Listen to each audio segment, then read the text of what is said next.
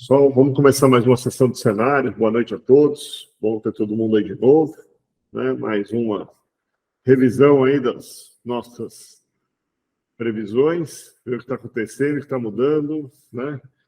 E pensar um pouquinho sobre a frente. Também queria deixar um recado para vocês. Estamos abrindo a nova inscrição para a mentoria Lucrando Alto Fora da Porteira.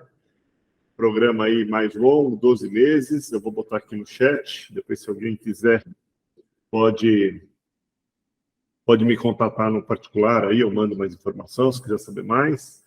E vou mandar aqui no chat para vocês as informações. É um programa de finanças, mercado futuro e análise de mercado, usando aí essa estrutura para montar uma estrutura de análise aí bem legal para vocês. Vamos lá, então. Bom, só fechar aqui. Ok. Vamos lá. Pessoal, então, 23/10, mais uma sessãozinha de cenários aqui. Na última sessão, tínhamos já falado um pouquinho que o mercado estava com cara de estar estabilizando um pouquinho o mercado do boi. Então, é isso que está acontecendo. Das últimas sessões para cá, um pouquinho mais de pressão aí, com cara de baixa. Vou mostrar para vocês o que está acontecendo, mas a gente vai dar uma olhadinha. Não vim em alta, né? Mas a gente já estava vendo algumas praças aí sem ser São Paulo mostrando alguma estabilidade. Isso aumentou, né? E algumas recentemente tiveram uma mudança aí para baixo. Nós vamos falar um pouquinho. Os futuros que chegaram a apresentar aí patamares até de 244, 247, se não me engano, em outubro.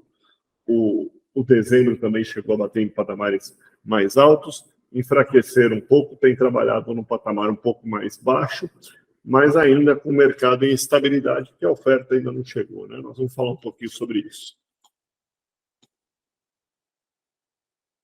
No milho, o mercado também estava um pouquinho mais agitado, né? Perdeu um pouquinho, já corrigiu aí a questão relacionada à parte da Rússia e tudo mais. O mercado já deu uma subidinha, se estabilizou um pouco e está esperando novas notícias.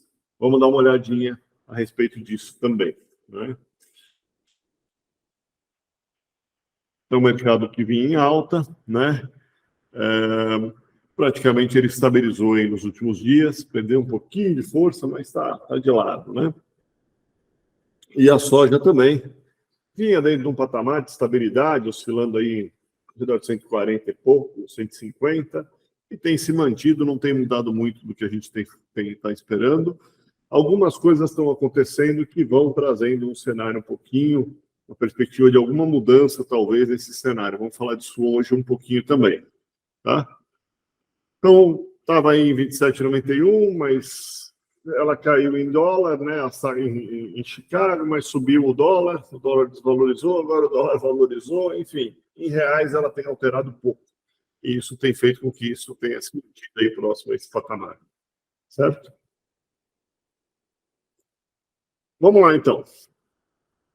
Primeira coisa, o câmbio, né? Pelo lado do câmbio, começaram a sair notícias, alertas do FIT, né?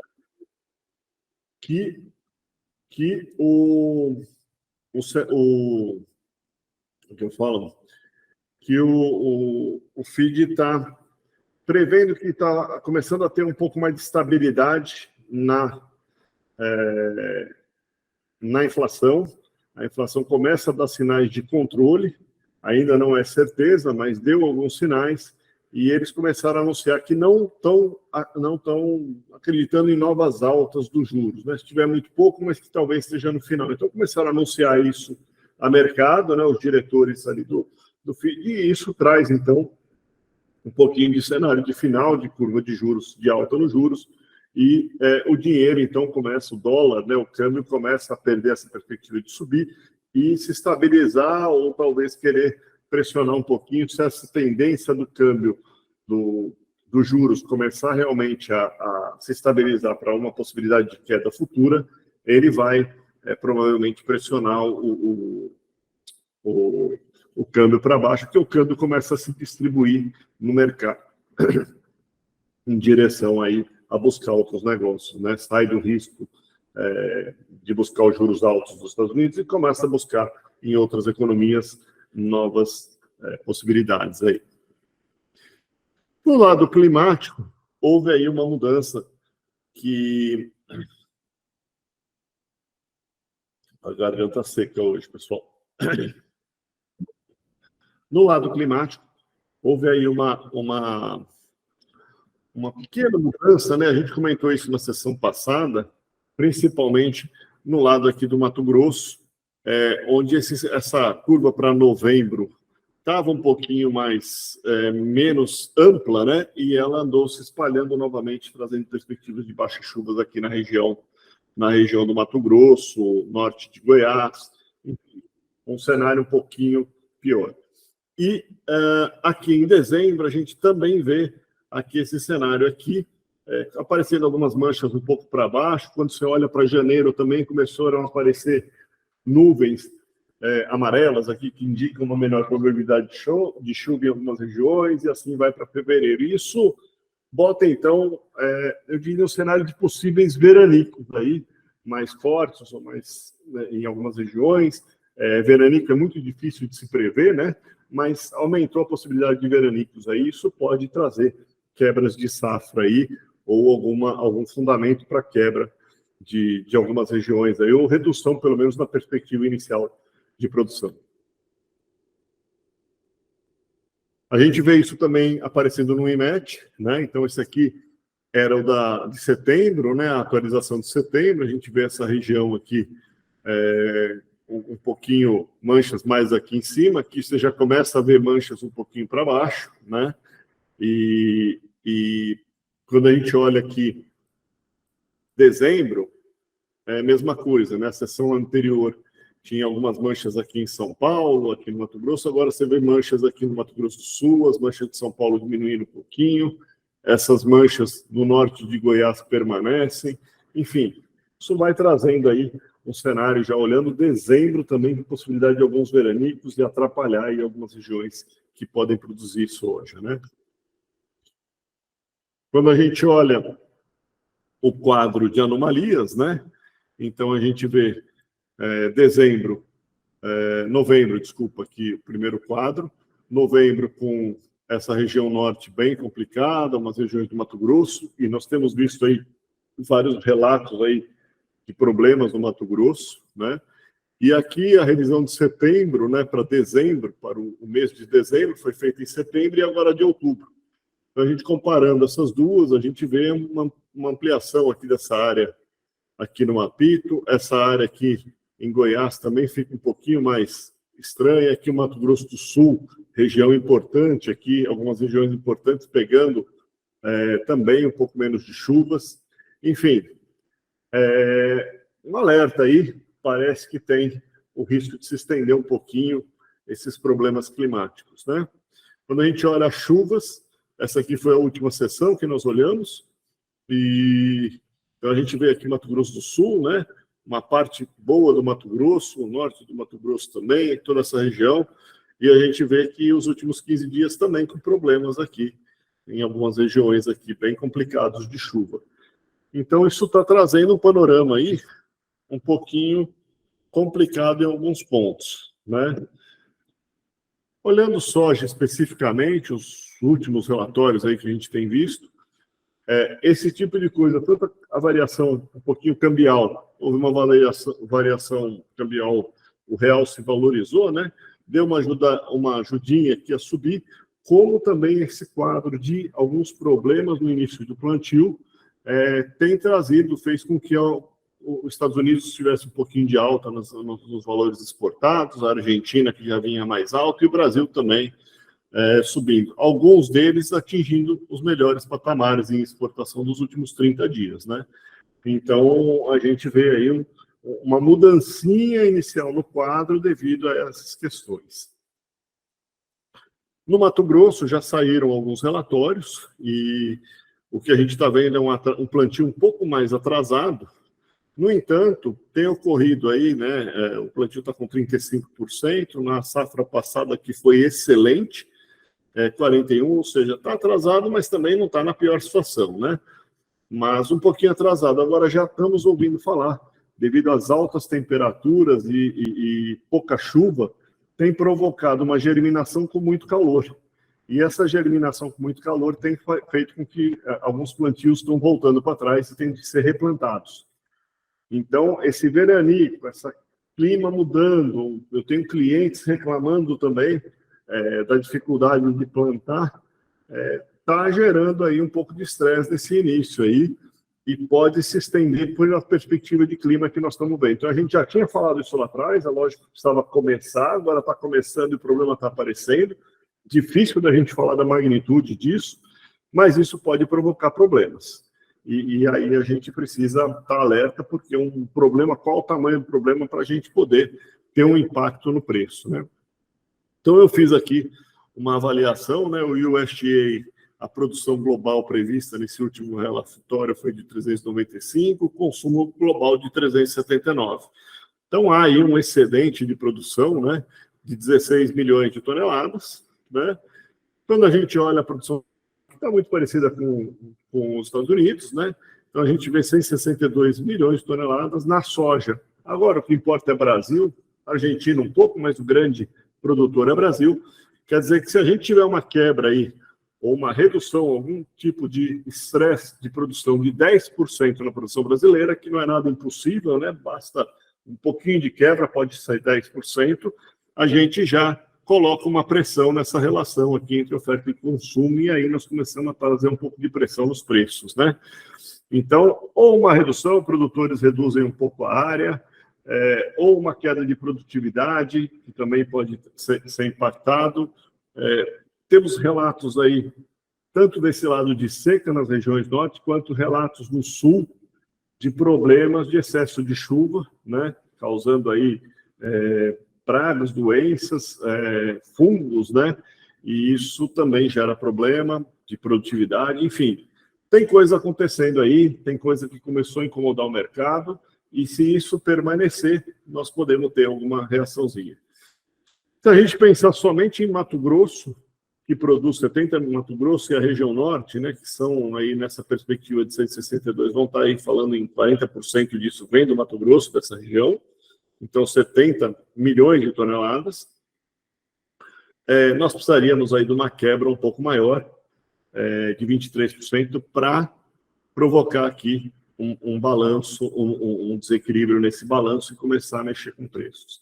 Enfim, vamos ficar alerta, a gente vai estar acompanhando isso com vocês, e aí a gente começa a ver o que pode estar, como é que pode estar sendo essa perspectiva aí.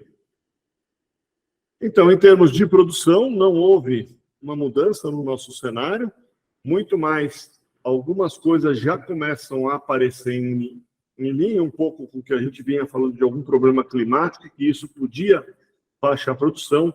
Está acontecendo, ainda não temos dados efetivos do potencial impacto, mas provavelmente nas próximas sessões da Conab, nós vamos começar a ver alguma coisa de revisão do cenário aí, se esse quadro for se estendendo para frente. E aí sim, podemos começar a trazer algum problema de preços.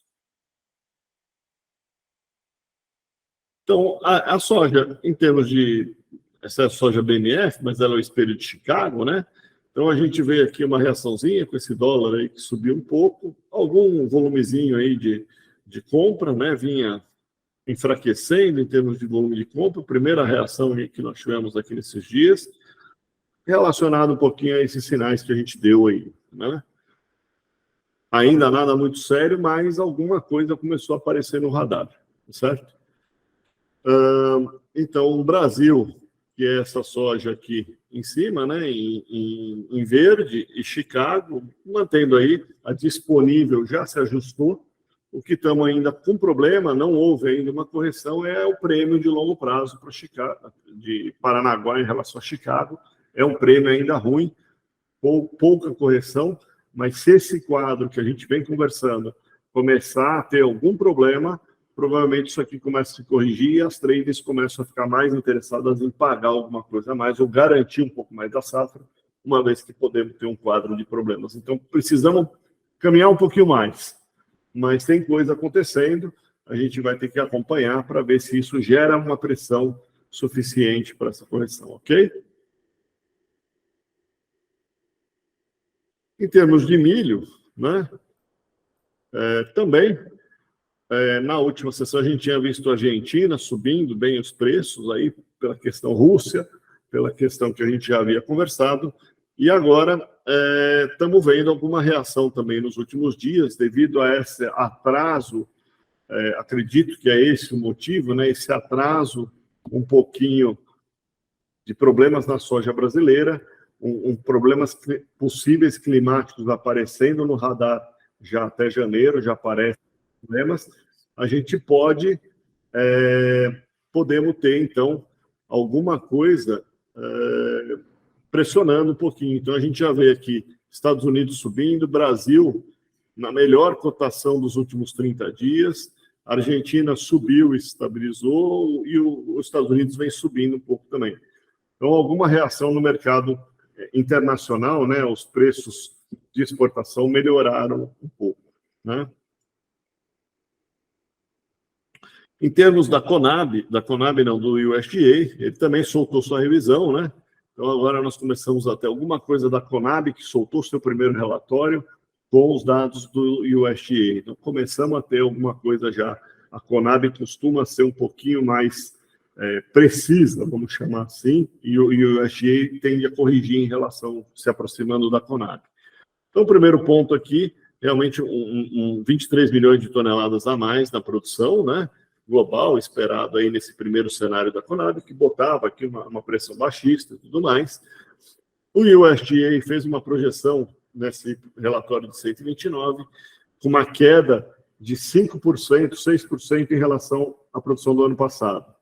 Já a Conab está derrubando 9%, 9,5% a sua produção aí no relatório que ela soltou agora. Então, acredito que isso vai se aproximar um pouco mais, né? Esses relatórios tendem a se aproximar um pouco mais. A Conab, provavelmente o USDA talvez faça alguma correção, dependendo desses dados. E a gente teria uma necessidade, então, de 20%, considerando os dados da Conab, uma queda aí de 20%, para que isso aqui se corrija, né? Para que a gente tenha uma pressão nessa relação. No entanto, se o USDA derrubar um pouco essa quantidade aqui, né, de produção, essa produção dela para igualar isso aqui, nós já temos uma correçãozinha nesse volume. Então, talvez diminuiria isso para um range menor. Enfim, estamos no início, acompanhar, agora começou a esquentar as coisas, agora sim nós vamos começar a ter um pouco mais de dados para falar de preço. Paulo, você quer comentar alguma coisa? Não, eu não entendi essa parte do ajuste necessário aí. Seria o ajuste para quê? Você tem uma diferença entre produção e consumo de 23 milhões de toneladas. Tem 23 milhões de toneladas a mais global, tá certo? Beleza. 23 milhões de toneladas, então está sobrando produto, certo? Então, teoricamente, aumentaria os estoques finais. Então, você tem, para você trazer isso para uma pressão, e nos últimos anos, em alguns anos, a correção no milho tem ocorrido, o milho tem derrubado a produção, e isso fica negativo. O milho, inclusive, chegou a ficar abaixo da produção global, né, do consumo global. Então, você precisa, então, que haja uma queda de 23 milhões de toneladas para que você traga uma pressão em cima da produção cair para ficar igual ao consumo. E aí você começa a ter uma pressão de oferta e demanda, tá certo? Beleza. Então, essa é a questão aqui. Então, nós estamos aí com 20% a mais, olhando o Brasil, né?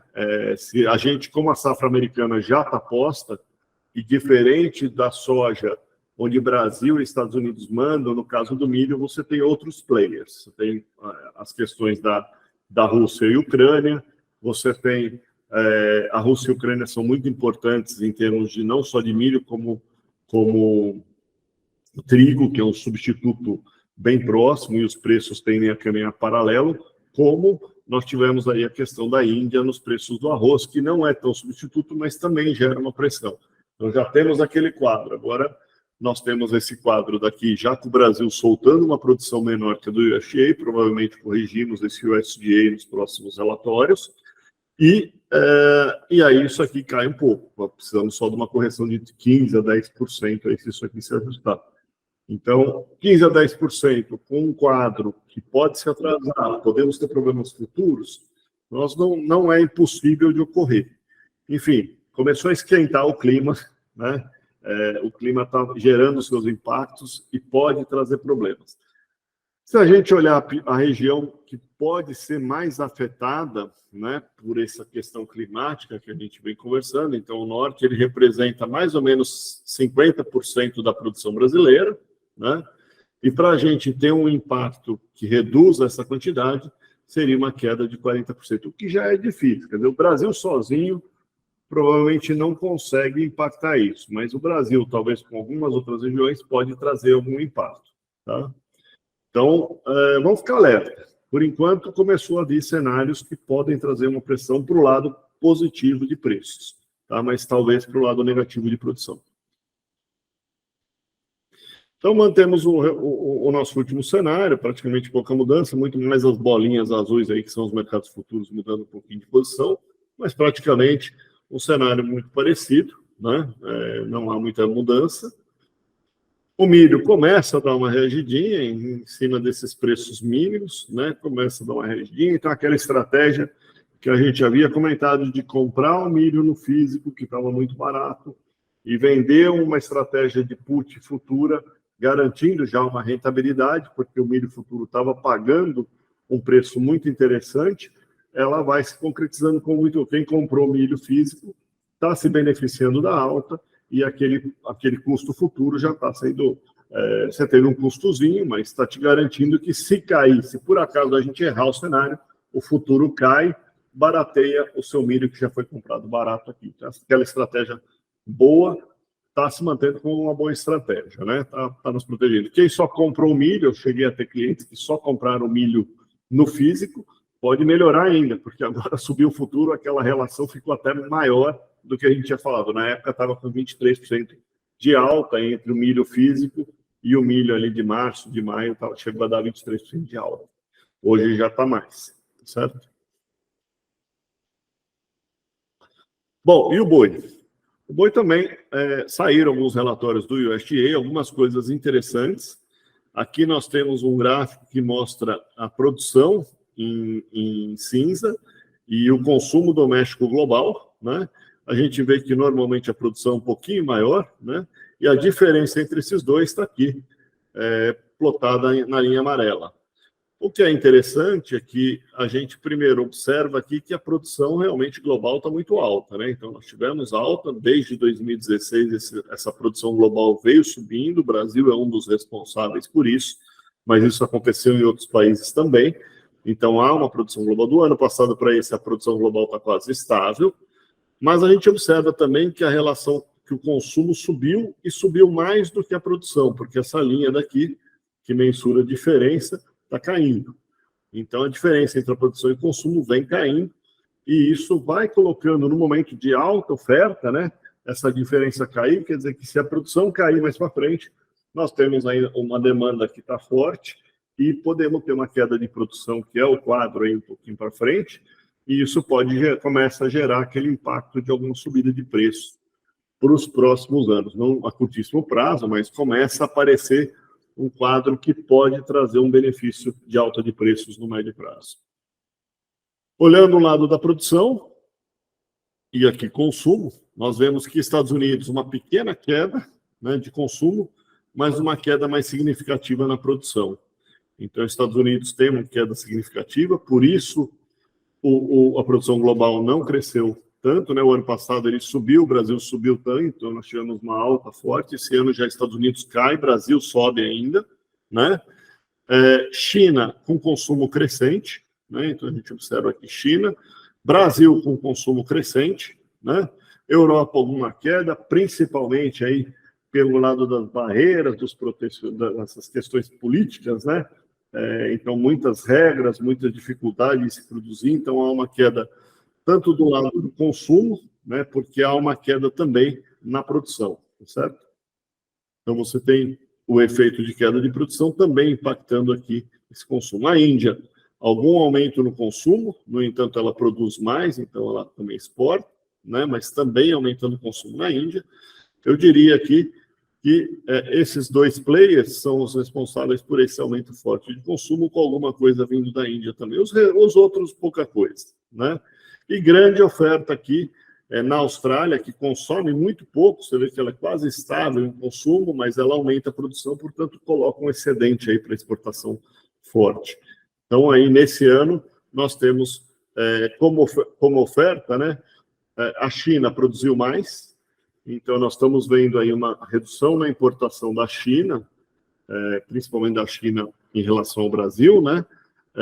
E aqui pode ser um dos motivos, tanto esse motivo quanto um aumento muito forte da produção da Austrália e da Índia, que são continentes mais próximos. Então, esses podem ser causas da menor importação do Brasil, certo? Então, a gente olha aqui, Brasil, pelo lado da exportação, esse relatório anterior, o de abril, mostrava um aumento nas exportações do Brasil. Essa era a expectativa, a gente chegou a conversar nisso, e ao longo desse tempo eu vim falando para vocês que isso estava piorando e sendo bem abaixo do que a gente esperava, e aqui o USDA já corrigindo o seu relatório e trazendo uma exportação menor. Estados Unidos também com exportação menor, Índia praticamente igual, aí um pouquinho menor, mas olhem a Austrália aqui com um volume bem excedente, muito alto. Então esse pode ser um dos motivos dessa melhora aqui no proximidade com a China, né? Então, além da China ter produzido mais, ela também está próxima da Austrália, que deve ter colocado carne barata lá, né? Esse pode ser mais um motivo.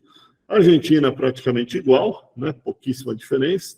Os outros aqui, a Europa caiu produção, caiu exportação, caiu tudo, então, ok, né? E na importação, os grandes importadores, China, sendo um grande importador, né? Mais reduziu do Brasil, né, em termos de interesse, né, comprou de outros lugares, provavelmente. Estados Unidos, grande importador, importou bastante do Brasil, então esses dois se destacam como importadores. Os outros, pouca diferença, né? Japão, uma pequena queda, Coreia, uma estabilidade,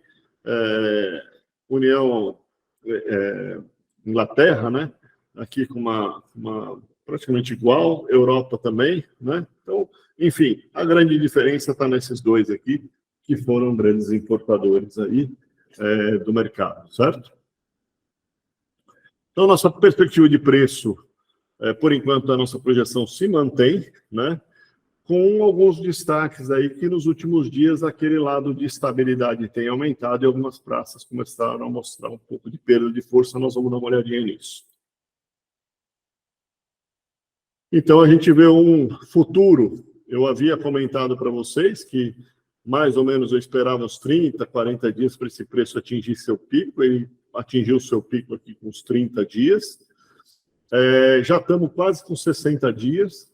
E se a gente pensar em ciclos de confinamento, né, quer dizer, isso incentivou, havia comentado com vocês que muitas pessoas mandaram animais para os confinamentos, e mais ou menos 60 dias começaria a chegar talvez alguma oferta de vaca, realmente do mercado físico, né? Ou seja, o mercado físico começar a entregar alguma coisa desses animais que giram para os confinamentos. Então, acredito que isso está começando a acontecer de forma lenta, por isso ainda a estabilidade, e com 90 dias a saída dos animais já, os machos, né, tendem a demorar um pouquinho mais, sair com uns 90 dias.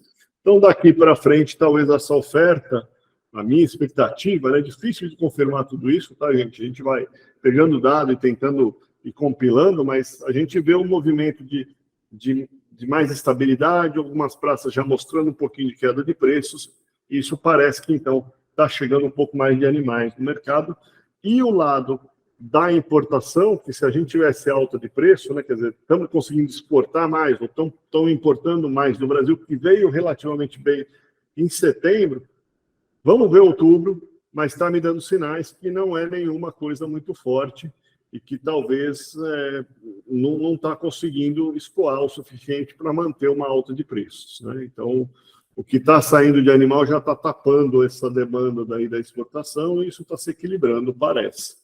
Certo?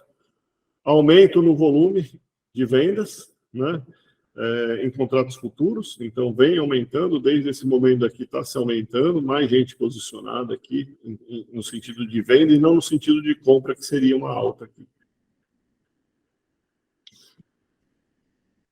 Vamos então dar uma olhadinha nos dados mais curtos aí, né? Então, primeiro dado aqui, a vaca em si. Também, quando a gente olha a vaca nos últimos dias aqui, olha, queda de preços na média Brasil. O índice Exalc se mantendo, oscilando bastante, mas a média Brasil de vaca já mostrando que provavelmente está chegando alguma oferta, né? Queda de preços tem que vir relacionado a alguma oferta, né? E quando a gente olha o boi, a gente também vê algum sentido aqui, algumas coisinhas, começando também alguma pressão na média Brasil de queda. Então, estabilidade por um tempo e nos últimos dias alguma pressãozinha. Vamos ver como é que vão sair, mas olhando o sentido da coisa, né? 60 dias para começar a chegar vacas, 90 dias para chegar o boi, já demos 60 dias do início da alta, ou estamos muito próximo disso, está me fazendo sentido que isso tende a aumentar um pouquinho mais essa oferta de confinamentos, tá? Olhando também um outro lado, que é a demanda de carne no mercado interno, que não é que está boa a demanda, mas a gente já vê uma perda de força, né? Quer dizer, atingiu aqui um patamar de quase 2,63 aqui, e já começou a cair para 2,61,30, teve uma quedinha, também mostrando alguma quedinha aqui nos preços, né? Então aqui a gente vê uma viradinha nessa curvinha, vamos ver como é que ela vem, mas aqui estabilizando, aqui começando a perder um pouco de força, enfim, vamos olhar mais alguns dias, mas é ficar alerta, quem tem as plataformas premium aí, preste atenção, fique alerta que isso pode ser mais um sinal de que esse mercado está perdendo um pouco de força. Vamos dar uma olhadinha, aqui já falamos, vamos dar uma olhadinha na probabilidade de queda. Milho e soja, pouca diferença, tá, gente? Mercado mais estável, então não vou entrar no detalhe do dia a dia, porque está mais estávelzão mesmo. Agora, quando a gente olha o boi, realmente está tendo uma pressão, né? Então, a gente pega aqui, olhando aqui São Paulo, veio em alta, entrou numa estabilidade com algumas baixas, atingiu a região de venda, que eu já havia comentado, quer dizer, está indicando que está mais próximo, as forças já estão próximas a um pico, e essa curva aqui começando a cair, virando estabilidade. Ou seja, isso aqui indica uma possível transição. Não quer dizer que vai cair, mas quer dizer que já mudou, não é mais alta, já é estabilidade, e aí temos que ficar de olho para ver se ele começa a aparecer mais baixo para mudar a mudança. Agora, os futuros tendem a mudar antes dessa estabilidade, tá? Então, a gente observa Goiás entrando embaixo, né? Então, uma pequena quedinha, também atingindo, também virando para baixo essa linha, né? Minas Gerais, estabilidade, também mudando de um sentido de alta para uma estabilidade, também a linha aqui perdendo força, virando estabilidade. Mato Grosso do Sul, também aparecendo baixa, né? Já começando a dar um sinalzinho, então tudo isso está me indicando que está começando a aparecer um pouco mais de oferta aí, né? Então, aqui é a mesma coisa, olha, reparem, o movimento é muito similar em todas as praças, ou seja, começou a acontecer nas outras praças, todo mundo virando estabilidade, todo mundo virando baixa, um mais rápido, um mais devagar, mas é assim mesmo, né? E todo mundo na região de venda, né? Na zona, ultrapassou a linha azul, a nossa linha verde ultrapassou a linha azul, a gente avisou que isso ia acontecer antes, né?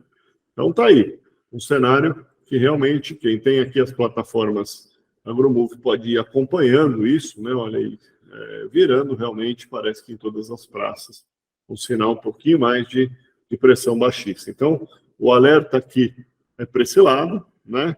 Em termos de mercado externo, também estávamos, vocês lembram, algumas sessões aí 50% mais barato, aqui por volta de setembro, e aí as exportações de setembro até foram bem, né? E aí, de repente, a nossa competitividade da carne já vai ir para 20% mais barata do que o resto do mundo, né? Com todo mundo ofertado, como eu mostrei para vocês, a oferta não está pequena, está a Austrália com bastante carne, enfim.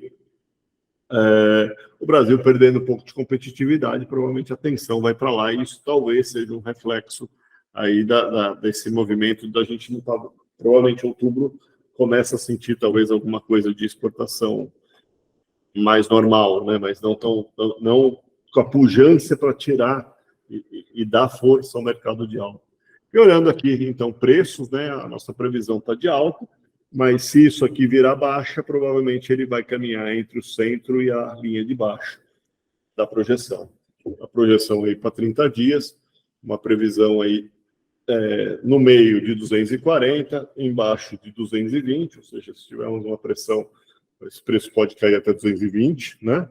E 262 seria a máxima, mas para ir a 262 precisávamos ter alta aqui nesse painel, e não estamos tendo alta, estamos tendo estabilidade ou baixa. Ok? Bom, abrir para perguntas aqui, né? Deixar vocês agora começarem a esquentar os motores aí. Perguntas, então, vocês podem botar no chat, levantar a mão, abrir o áudio, ou botar aqui no nosso chat, e eu vou organizando vocês aqui para ir respondendo. Ok? Deixa eu fechar aqui, abrir a tela para a gente ver todo mundo aqui. Aí, legal. Vamos lá. Perguntas à vontade.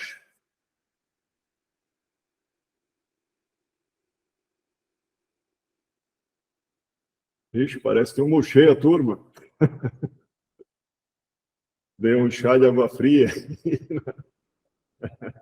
Judiou da turma aí. Parece que ninguém. Tudo bem? Tudo bom, Fernando? Tudo bem. Roberto, eu tenho alguma coisa para desovar aí de boi terminando agora nos próximos 15, 20 dias. Legal. Não tem muito o fazer, né, de proteção nesse momento. Onde acho que está muito em cima, né? Estou em Araçatuba. Olha, dá para você fazer um termo. Eu acho que os frigoríficos ainda estão fazendo um termo. Termo poderia, não tinha pensado, é verdade, né? Termo poderia pedir alguma coisa, né? Se começar a virar um cenário para alta, a gente pode comprar um futuro, né? Para tentar defender ou fazer uma estratégia de futuro. Mas nesse cenário de estabilidade aqui, que não está ainda me mostrando, eu mais faria o termo aqui para a gente tentar ver se protege dessa baixa. Ainda está bom, né? Você tem indicado para vender quanto, Fernando? Eu tenho quando? Entre a próxima semana tem alguma coisa e até a primeira quinzena de novembro. Próximos 20 dias, vamos dizer assim. Próximos 20 dias, tá? Escalonado aí. Eu sugeriria o termo mesmo. Eu acho que o termo é uma boa estratégia para você. Até outubro, dezembro também está pagando bem os futuros, tá?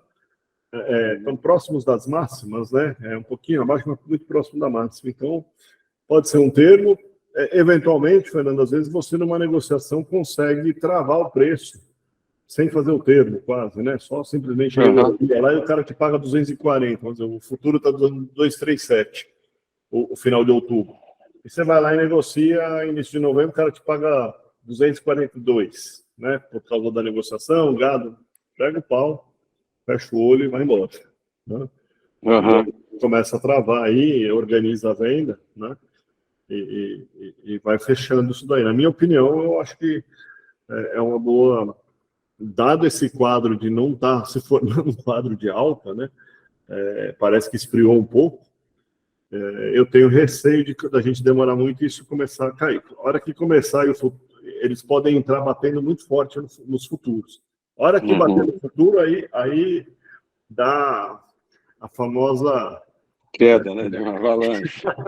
Aí é aquela bola de neve, né? Derruba um, no outro derruba, aí você não quer vender porque você acha que vai voltar, enfim, aí você perde o time. Né? Então eu não deixaria.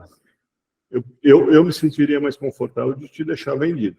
E, eventualmente, se for o caso, a gente toma uma estratégia de alta se mudar o quadro. Mas agora eu estou mais para me proteger de uma queda. Aí fecharia um termo direto com eles, direto com o frigorífico, direto, né? Tem um gado para vender daqui 10 dias, já quero escalar, se já escala com preço, pode ser uma estratégia. Tá. E para janeiro você faria o quê? Oi? Para janeiro você faria o quê? Eu olharia os futuros estão pagando, eu não sei quanto é que está o janeiro, deixa eu ver se eu tenho ali, se eu estou com ele travado aqui na minha tela. Eu estou com H com fevereiro, mas o janeiro deve estar perto do dezembro, que dá 242, deve estar muito parecido. Então, eu faria uma proteção, aí sim o termo, né, que é mais longo, aí o termo passa a ser alguma coisa interessante. Né? Aí termo mesmo. A ideia, ele está quase estável, desde faz 15 dias aí que ele está oscilando. Se você começar devagarinho, né, ele está oscilando. O dezembro, desde o dia 27 de setembro, ele está oscilando ali entre 243, 244 e 240. Então, cada vez que eu tenho cliente que está batendo no 243, ele faz um pouquinho, foi aumentando, está fazendo um aumento de posição. Devagarinho, mas já protegendo no termo mesmo, né? Porque se estivesse fora do São Paulo, eles estavam pagando um bom diferencial de base. Como você está em São Paulo, talvez você consiga algum prêmiozinho. Se estivesse fora de São Paulo, eles estavam pagando um diferencial de base baixo nesse termo. Então, estava mais interessante fazer isso do que deixar ele em aberto e fazer no futuro, né? E fazer o termo direto com o frigorífico. Vai direto com o frigorífico. Dá uma testada. Se tiver bucha, você volta. Eu acho que você vai conseguir um prêmio melhor, uma condição boa, sem botar dinheiro no negócio. A não ser que você esteja meio autista. Assim, uma coisa que acontece no final de dezembro, e difícil da gente conseguir agora mensurar, né? Mas até porque está atingindo estabilidade. Se entrar uma oferta, aí provavelmente nós vamos ter uma queda, mas normalmente é entre o dia 15 e o dia 20, e o dia 30 de dezembro, existe uma falha de oferta. O produtor sai para tirar férias e esquece. E se estiver chovendo, ele também fica mais tranquilo, e aí ele não vende. Então, isso dá uma falhinha. Essa falhinha, se tiver demanda e eles não tiverem montado escala, dá uma puxadinha de preço. Então, assim, se você se sentir mais confortável, você pode fazer um contrato pede ao frigorífico, você entrega os bois e ele garante índice exalc para você. E aí você faz uma posição de futuro, uma proteção de futuro.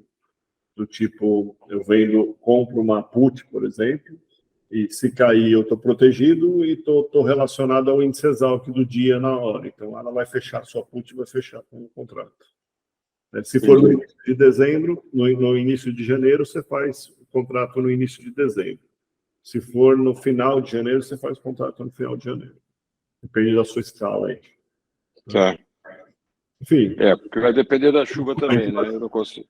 Esse de janeiro é gado no pasto. Né? Os outros são confinamento. Primeira coisa, bem no frigorífico, você tem que pagar algo interessante.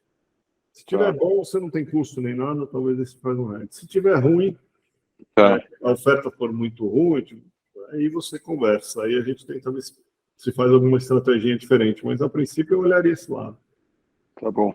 Só para te trazer um pouco de informação, eu estava lá na Nuga, né? Eu comentei com você 2 semanas atrás. E aí, como é que está? Visita muito forte de japonês, né? Desculpa, de chinês, muito chinês. E fazendo bid muito fraco, muito baixo. 200, 300 dólares.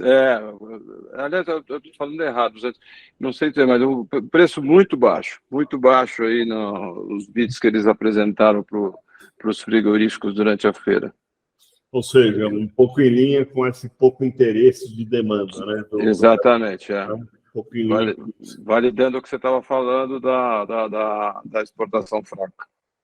Eu acredito que tem esses 2 fatores, né? Quer dizer, uma produção um pouco maior de carne bovina lá, Índia e Austrália, principalmente, deve estar atacando forte com preço, principalmente com aquele gado da região norte deles, eles devem estar atacando forte com preços na China.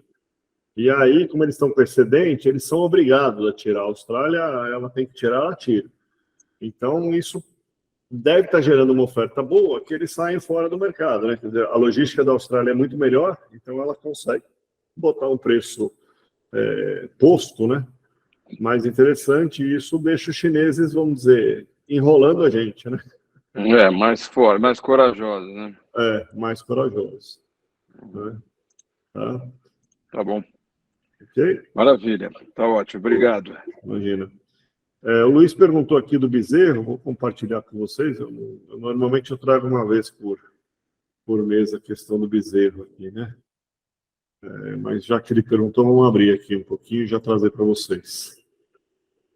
Então, aqui a gente vê o bezerro médio no Brasil, né? Aqui essa linha azul, o preço da arroba média no Brasil, e o boi que havia caído muito, o diferencial de base do bezerro, do boi, né? Ou seja, o spread da roupa do bezerro sobre a roupa do boi chegou a 60%, não é normal nessa época.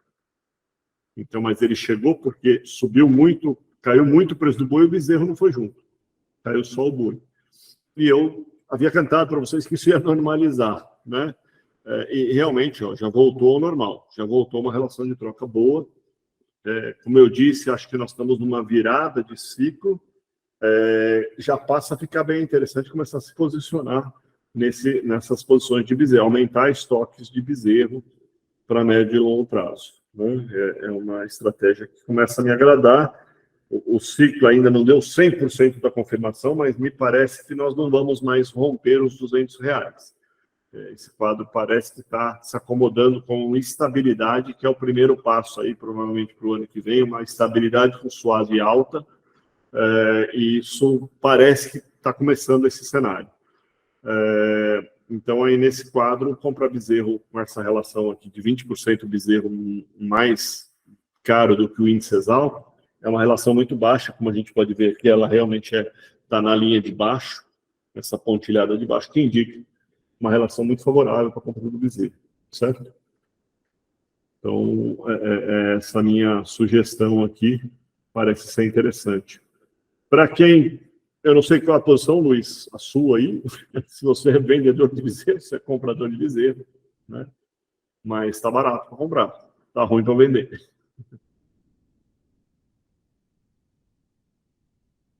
Mais alguma posição aí, gente? Você consegue projetar aí a vaca no Mato Grosso, Alberto? Como, Paulo, não entendi, desculpa. Consegue projetar aí como que está a vaca no Mato Grosso? Qual que é o spread dela aí para ter uma base aqui? Vamos lá. Você tem na plataforma lá, tá, Paulo? Só você clicar aqui, selecionar a vaca, tá? Então, você vai ter aqui, aí você clicando com o mouse aqui no Mato Grosso, né? Mato Grosso, desculpa, aqui, Mato Grosso do Sul, Mato Grosso. Também está bem ruim o diferencial de base para vaca. Está bem desfavorável, né? Tá elevado, com 30% de deságio no preço da vaca em relação ao preço do índice Exalc, o que é um deságio elevado quando a gente olha o histórico aqui, né?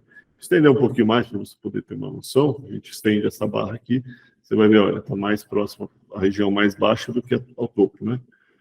Então, em ciclo de alta oferta, isso aqui é um indicativo que estamos no ciclo de baixa ainda, né? Alta oferta de animais, de vacas. Deságio bem alto, certo? Bezerro também você tem para essa praça? Tem. Vamos lá. Bezerro no Mato Grosso. Estou falando em relação ao índice, tá? Então, o bezerro no Mato Grosso, até, olha aqui, parece que teve uma queda aqui nos últimos dias, e super barato o bezerro, né? Nossa. Olha aí, quase 13%, tá de graça. Se você quiser ver o spread regional, Paulo, você clica aqui nesse botãozinho aqui, ó, ele vai para o spread regional. Aí tem que fazer um truquezinho aqui, quando você olhar o tutorial lá, você clica no Ctrl, você pode selecionar duas condições aqui, seleciona o bezerro e seleciona o Mato Grosso.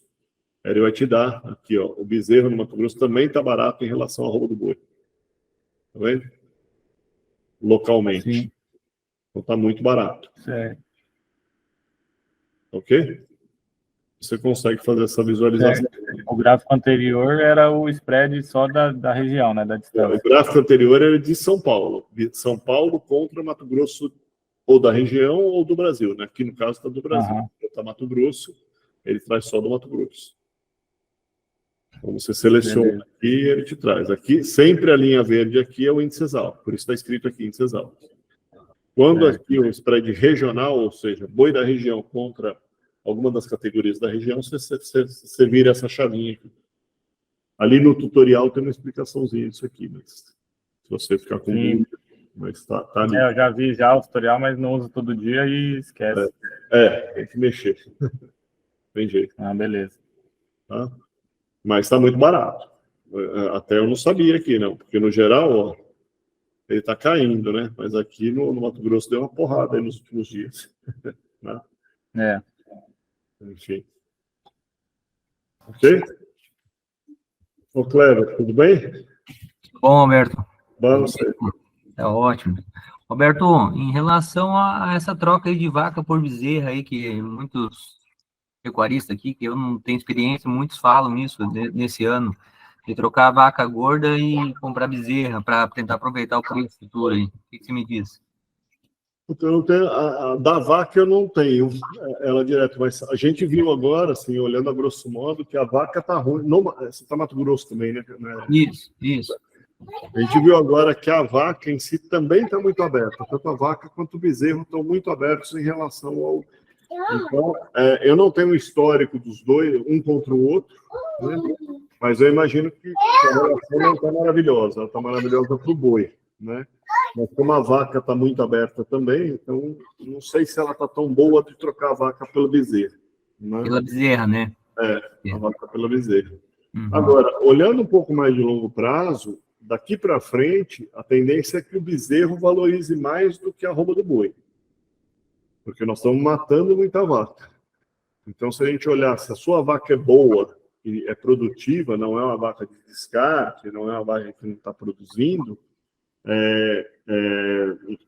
duas estratégias, né? Ou eu vendo, se a vaca não está produzindo, vendo a vaca e fico com uma novilha nova para produzir, porque essa novilha no ano que vem ela dá um bezerro e provavelmente no ano que vem esse bezerro vai começar a subir a arroba dele muito. Então eu fico com uma bezerra que vai engordar e vai ganhar valor de arroba e ela cresce. Enquanto você ficar com uma vaca ruim não adianta nada. Eu fico com a bezerra dela e troco. Eu compro uma bezerrada. Mas isso pode ser uma boa, porque a bezerra também deve estar barata. Sim. R$900. Se você faz cria, começar a pensar mais de longo, comprar bezerrada, vender vaca e comprar bezerra, pode ser uma estratégia interessante. Né?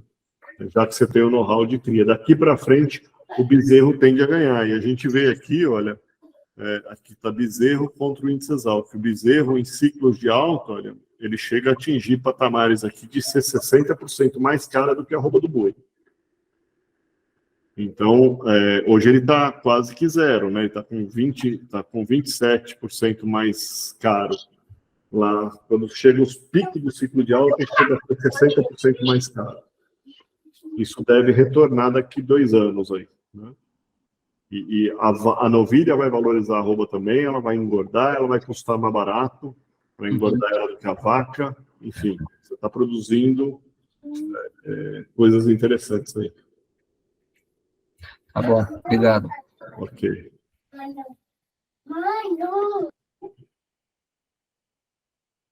Alguém mais?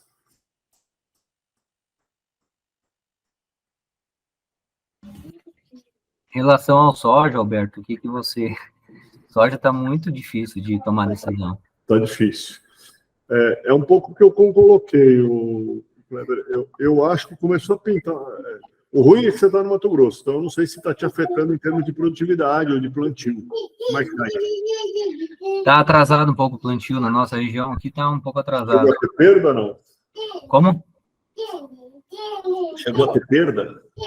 Algumas áreas teve replante. Vai ter replante, porque hoje que choveu de forma parelha aqui na região de Confresa até Querência. Então vai ter algum replante, sim. Eu estou ouvindo, assim, bastante clientes aí comentando que talvez vão ter que replantar. Principalmente os que estão aí no Mato Grosso. Mas no soja não vai se refletir muito, porque a gente está numa janela adequada ainda, Alberto, que vai refletir muito no milho safrinha, esse atraso. O soja, na verdade, nós vamos estar numa janela perfeita para plantio agora. Então a tendência é produzir até mais, se brincar. Se continuar chovendo. Então, esse é o problema. A gente, como eu mostrei para você, os mapas para frente estão mostrando...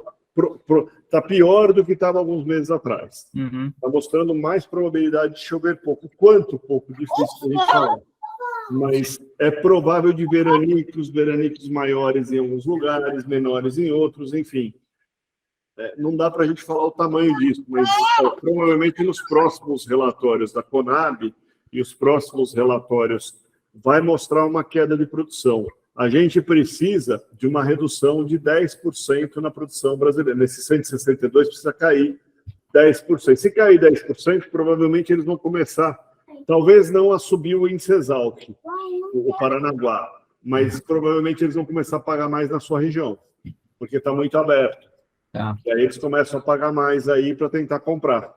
E isso já melhora o preço, pelo menos regional, para vocês. Então, eu acho que eles vão, a primeira atitude deles, a hora que, se isso acontecer, vai ser o primeiro pagar mais para vocês, que estão nas outras regiões. Depois, se isso for um pouco maior aí, eles vão começar a buscar, aí o Paranaguá vai subir. Mas acho que o primeiro estágio dessa virada vai ser pagar mais aí nas praças. Agora, dependemos desse fato, que é o quê? Alguma quebra de produção futura, né? A gente começar a perceber que vai... tem dois fatores. Uma, chovendo muito no Rio Grande do Sul, eu estou com clientes lá com problema também. E outro, Rio Grande do Sul, aquela região do Paraná ali, leste do Paraná, tá feio de chuva, está chovendo muito, né? Muito. Ali pode ter algum problema. E a segunda é questão de a gente ter eventualmente algum problema. Com certeza, Mapito vai ter. E aí, no Mato Grosso, pode aparecer algum problema. Quer dizer, se isso tudo somar 10% de queda, nós vamos ter uma melhora de preços, provavelmente, nas regiões de vocês. Essa é a minha impressão inicial aí. Eles vão começar a pagar mais, vão pagar melhor para vocês. Sim. Não, perfeito. Vamos torcer. É que a gente tem que torcer para alguma coisa acontecer ruim, né? Mas... Esse lado é o ruim da produção, né? É tipo o vizinho, né? Desculpa, tem um rapaz aqui. Era todo mundo combinar e reduzir 10% da área. Aí dava certo para todo mundo. Quando um está morrendo, o outro quer subir em cima e pisar na cabeça. Difícil o agricultor fazer isso. Aí é brabo. Só na força mesmo. Assim mesmo. Ok? Acho que Marcelão, foi você que levantou a mão? Sim. Você vê alguma mudança para o fechamento do boi agora de outubro? Na próxima semana, ou não tem nada curtíssimo? Eu estou pouco animado. Para baixo, talvez. Mas quanto para baixo? Você acha que é muito? O índice Exalc está feio, né, cara? Você está vendo as oscilações do negócio lá? Vai 230, 240. Você me pedir para adivinhar índice Exalc, eu não vou chutar, cara. Eu não tenho nem coragem de chutar. Você vê que o Brasil está oscilando isso e o índice Exalc está oscilando 5%, 6% num dia. Num dia. Não dá, né, cara? Aí, realmente está dando não dá para acreditar muito, não, né? Nesse índice. O que a gente está vendo é que, assim, nas outras praças a pressão parece estar derrubando, né? Está vindo para baixo. Então, faria sentido que o índice Exalc, em alguma hora, viesse acompanhar isso, mas ele está louco, assim, está totalmente com uma oscilação muito forte. Né? Você vê a diferença dele. Mas você veria que se o outubro cair, os outros meses caem junto ou existe um descolamento? O outubro ainda pode fechar meio, talvez até estável, entre, vamos falar aí, 235 e 240 e pouco, 242. Aí eu acho que mais que 235, que já está por aí. Apesar do índice Exalc ter batido nos 230 aí, acho que os últimos dias, né? Nos dias, foi. Deixa eu ver quanto é que ele deu aqui, mas acho que foi São Paulo. Deixa eu ver aqui. Aí, 240 2 dias, 230 um dia. 230 é uma loucura, é uma semana, começa a fechar. Vamos falar que na média ele fique por aí, né? Eu acho que está parecendo meio uma estabilidade. Agora, o que está, talvez em novembro, se esse boi começar a aparecer, essa pressão que a gente está vendo nas outras praças começar a firmar um pouquinho mais, pode ser que derrube o preço. Aí o futuro cai. Aí, se o futuro cair, aí vira bola de neve. Aí, se for fazer uma aposta de venda, novembro, e com certeza o dezembro vem para baixo no primeiro momento. Talvez volte mais para frente, mas se houver a queda, vai ter uma derrubada muito forte ali em novembro, e depois eles podem voltar um pouco para cima lá na frente. Mas se a paulada vier, ela costuma, se ela vier, ela vem para judiar. Aí vem a maldade aí dos operadores. Se ela vier, ela pode vir com maldade, né? Então, para justamente forçar a turma que está com os bois a entregarem, até acabar de novo, né? Enfim, eu não estou falando que vai acontecer, tá, gente? Mas a minha experiência, quando acontece, vem com maldade. Não vem de bonzinho, não. Né? Então, quanto ao novembro? Eu não estou... Deixa eu ver se é na minha tela aqui. Novembro... Eu não estou com novembro aqui na minha tela, estou com dezembro, deve estar no meio aqui, né? Deve estar uns 239, por aí, deve ter caído. Eu troquei a minha posição, eu estava com call de dezembro de 240, eu troquei para put de 245, então agora eu estou comprado em put 245, e eu troquei pau a pau. No dezembro você fez? Eu fiz dezembro. Eu tinha outubro 240 call. Eu troquei por... não. Eu tinha put 240 call. Eu troquei para put do 245 ao mesmo preço. Quanto você pagou nisso aí? Isso aí, a minha está quase... Eu paguei 9, mas depois ficou 0-0. Paguei 0. Put spread ou put seca? Put seca, 245. Eu estou com put do 245 a 0. Tá, com 9 de custo. Então, se está 235, você ganha. Porque eu tinha 240, 9, e fiquei com 245, mas fiquei com a put. Tá bom. Eu estou com put, que eu estou mais tranquilo. Isso? Você tinha feito uma fence, aí você zerou a fence e ficou só com a put. Entendi. Exatamente. É uma boa estratégia, acho que agora segura. Tá para novembro? Agora eu vou segurar até, estou esperando cair. Para mim, quanto mais cair, mais ganhar. Nesse cenário aqui de estar envergando para baixo, tem chance de acontecer alguma coisa aí. Pode vir uma paulada para judiar. E aí eu saio dela. Eu estou esperando. Nesse momento, segura. Fiquem sentados lá e espera. Senta em cima e espera. Vamos ver o que acontece.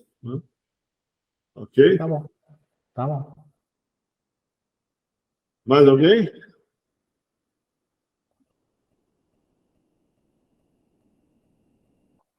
Dória está quietinho hoje. Então tá bom. Hoje eu estou só ouvindo, viu? Pois é, tô vendo. Ou você acertou, ou você está de orelha murcha, está esperando ver se vai acontecer. Não. O que tinha para acontecer já aconteceu. Já foi bom, já o outubro para mim. Agora eu tô na expectativa do dezembro e do janeiro. Então tá bom. Mas acho que é isso aí, gente. Agora é esperar mais um pouco, ficar de olho, mas aparentemente está caminhando para esse lado. Quer dizer, agora está dando 60 dias, daqui para frente pode aparecer o ferro. E parece que as exportações não estão tomando um rumo forte para sustentar ou para puxar isso em termos de... Inclusive o Fernando colocou para a gente essa questão lá da... Quando que paralisa as exportações, os embarques para a China? E qual que é o tempo do abate até o último? Então, normalmente início de dezembro, meio de dezembro, ela dá uma reduzida. Isso pode ocasionar uma certa baixa se tiver saindo boi de confinamento nessa época, né? E pode ser antes, né? Quer dizer, os futuros vão bater... Eles vão tentar virar antes, né? Para dar o desânimo e fazer a turma desovar. Enfim, se começar a fazer escala, os frigoríficos tiverem termo suficiente na mão deles para sentirem que dá para bater, eles vão sair das compras. E aí vão sair de termo, vão sair de tudo, para deixar o negócio derreter. E aí vai ser aquela pressão até onde ele vai. Eu acho que não rompe mais os 200, né? Mas mas talvez apareça uma pressão aí. Para chegar próximo aos 200. Na nossa projeção, por enquanto, nos próximos 30 dias, está 220, como mínima, né? A gente tem visto que ela ela acerta bastante, ela tem vamos dizer, 95% de chance de acertar. Tem uns 5% de falha aí, que às vezes exagera. Isso seria novembro, né? Isso seria final de novembro. Tem 30 dias naquela banda de projeção ali, né? 30 dias, estamos agora até dia 23 de novembro, estaria dentro dessa banda, pode ser que dê alguma escapadinha, mas depois tende a caminhar. Mas ela vai andando, né? Então a gente vai acompanhando. O que não me agrada é ela ter a banda para baixo e começar a virar baixa em todas as praças, né? Todo mundo está virando baixa, isso me desagrada. Pode ser que a gente está vendo vaca cair, está vendo boi começar a cair, a carne não está subindo, né? Estamos aí. Você acha que as carnes alternativas podem ter algum aumento de preço e melhorar a competitividade com a bovina? Frango, por exemplo, parece que o maior importador de carne de frango brasileiro, eles tiraram, parece que tinha 30% de taxação, vai taxar 0 agora, então deve exportar mais frango, né? Mas não acho que é suficiente. A relação de troca, né? Se você for na plataforma e pegar lá, a relação de troca está muito favorável para a carne bovina. E mesmo quando ela teve desfavorável, né? A carne bovina também não. Eu estou dizendo, será que não vai ficar mais favorável um pouco ainda do que já está? Com esse milho subindo e aumentando a taxa de frango. Se o frango subir, fica desfavorável, né? Aí a relação piora. Eu digo, se o frango subir, a tendência, vamos falar assim, é que melhore o consumo de carne bovina, né? Mas isso não é uma coisa rápida, Eduardo. Assim, na minha experiência, isso não dá para ter.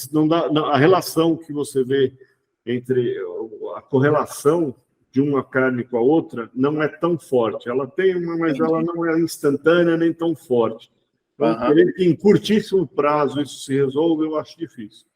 Eu acredito mais que pode acontecer uma força, talvez, de mercado interno lá para o final de dezembro, pode ter. Agora, entre agora e esse período aí, até o final de dezembro, que seria depois do dia 20 de dezembro, é um período que eu tenho receio. Se aparecer oferta e não tiver exportação para sustentar, o negócio pode ficar feio, né?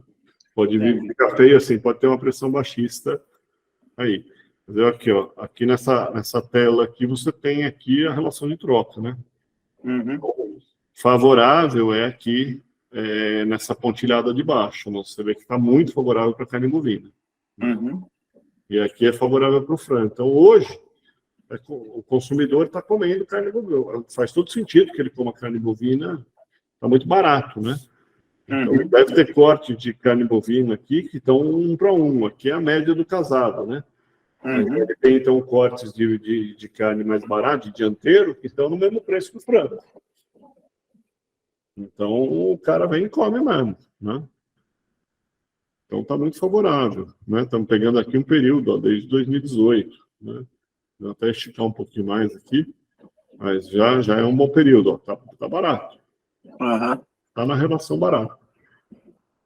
Então, assim, se piorar, né? Quer dizer, aí que eles vão comer frango, né? O frango subir, né? Um pouco. Agora, a Austrália é impressionante, né? Há um ano atrás, $100 arroba, agora $40 arroba. Como é que eles conseguem essa proeza? Não é que eles conseguem, é que você teve uma destruição de rebanho lá, né? Estão recuperando o rebanho, não era para ter subido a 100. É que você teve uma destruição de rebanho. Como eles têm lá uma parte do sul, vende uma carne de alta qualidade, que tem preços altíssimos, e a destruição de uma boa parte do rebanho, eles fizeram um mix que ficou mais caro. E eles não estavam exportando. Realmente teve uma quebra, não sei se você lembra, mas acho que foi uns 2 anos atrás, né? Um incêndio feio, né? Sim. Matou o rebanho, assim, metade do rebanho deles. Foi uma coisa meio feia mesmo. Mas com isso, a carne não era para estar mais valorizada lá? Não, então, estava, mas isso faz alguns anos. O rebanho se recuperou, agora... Já se recuperou. Eles Chegou. também estão num ciclo de baixa lá, então. Agora tá no ciclo de alta oferta. Uhum. Agora, nesses mapas climáticos que eu estou vendo, a Austrália está bem... Esse verão deles vai ser complicado também. Eu não sei se pode acontecer alguma coisa, mas tá com manchas amarelas lá em cima, bastante mancha amarela em cima da Austrália. Isso pode trazer algum problema, né? É a época de chuva agora neles também, e se eles tiverem um período muito seco, pode trazer um problema, talvez não instantâneo, mas mais para frente, ali, quando começar a secar, e se eles passarem um verão muito seco, o risco de fogo aumenta muito, né?